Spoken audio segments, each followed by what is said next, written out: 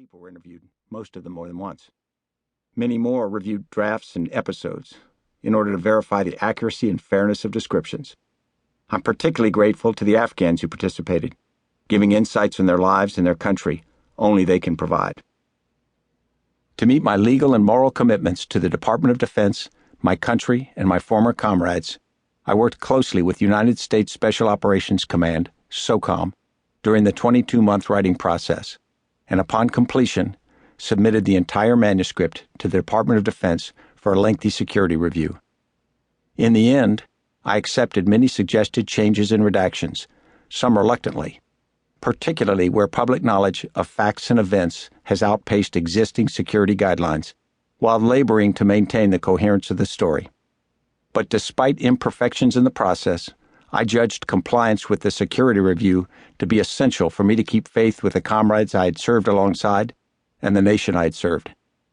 My goal was to ensure that the following chapters do not endanger our mission or our stalwart personnel in any way. I believe I've accomplished that goal. Those who generously participated with me in the research and writing process were assured the book would undergo a security review, and the professionals who provided their insights and perspectives on this unique time in history would not have done so otherwise.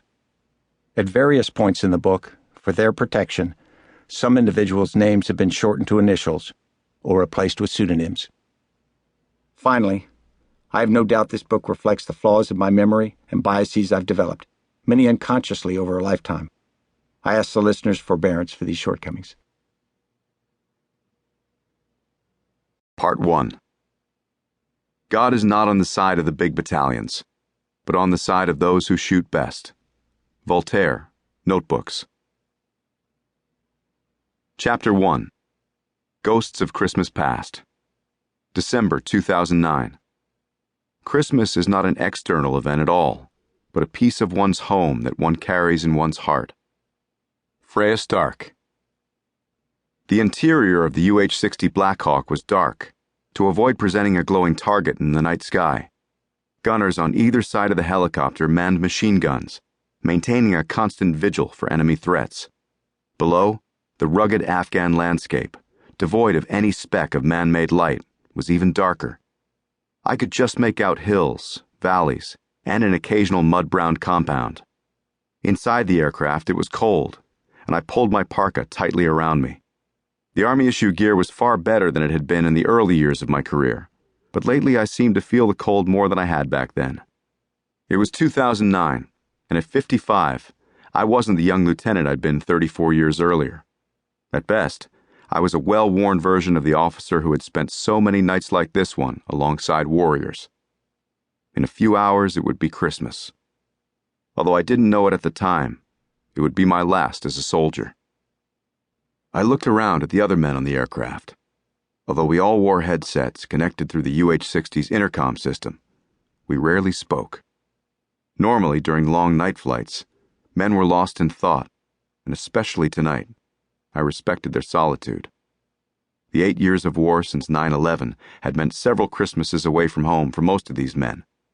For soldiers at war, there's comforting continuity in the traditions and inevitability of Christmas.